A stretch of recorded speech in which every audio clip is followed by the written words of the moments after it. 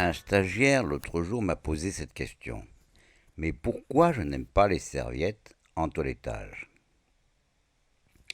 Le plus simple pour une réponse motivée, quelques citations extraites de nos différents ouvrages. Et commençons par ce livre à l'intention du grand public.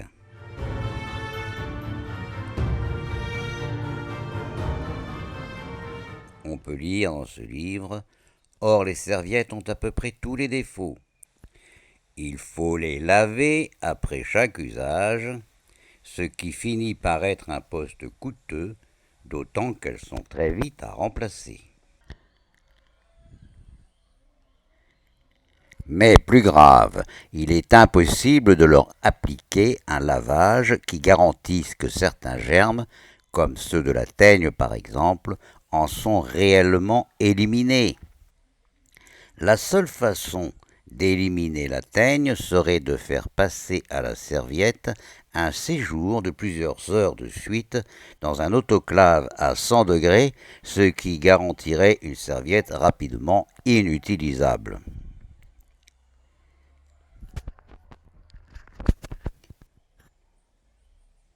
Voyons cet autre ouvrage.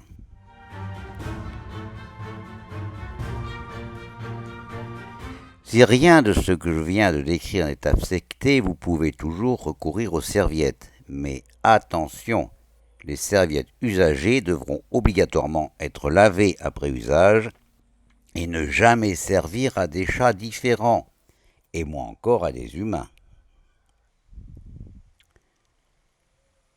Retenez notamment qu'un chat peut être porteur sain de la teigne. Il n'exprime pas la maladie, mais il en est porteur. Teigne qui ne sera absolument pas éliminée de la serviette par un passage en machine, même à haute température.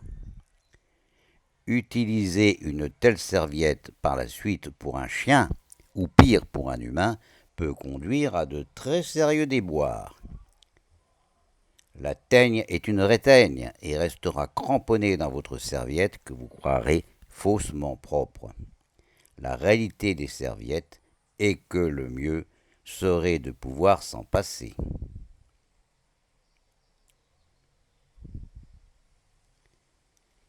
Voyons cet autre ouvrage.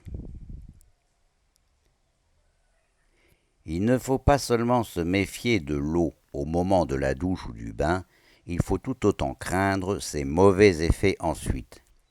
C'est que rien n'est fragile comme un poil ou d'ailleurs un cheveu tant qu'il est mouillé. Les liaisons hydrogènes de la kératine ne s'étant pas reconstituées, le cortex sans tenue soumet la cuticule à toutes les agressions. Dans ces conditions, tout contact avec une brosse ou un peigne, même tenu du bout des doigts, est à proscrire.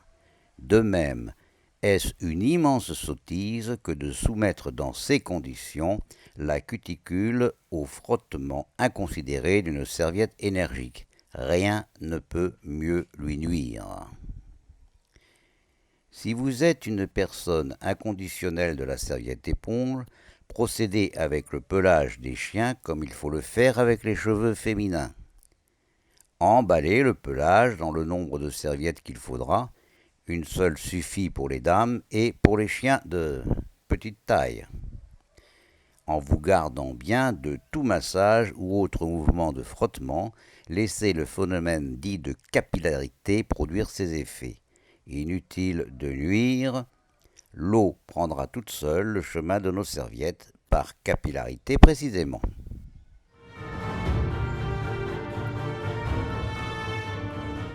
Voyons cet autre ouvrage. Rien n'est aussi fragile que poils ou cheveux mouillés. On ne devra ni les peigner ou les brosser et encore moins les frictionner à l'aide de serviettes.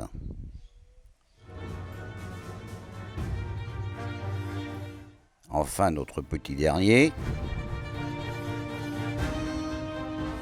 Il nous faut oublier définitivement les serviettes contre-productives et les cages de séchage, un non-sens économique. Et pour finir, le toilettage au bout des doigts. Nous y reviendrons, mais nous pouvons déjà tenir pour acquis qu'un pelage mouillé est en situation de grande fragilité et que dans cette situation, il faille éviter de le malmener avec une brosse trop active ou un peigne agressif. Voire avec une simple serviette dont les mouvements de va-et-vient le long du corps ont toutes les chances de se révéler extrêmement nuisibles aux écailles de la cuticule. Même quand ils sont pratiqués avec une énergie raisonnée. Enfin, nous avons noté tout le mal qu'il nous faut penser de l'utilisation de l'air chaud ou même seulement tiède.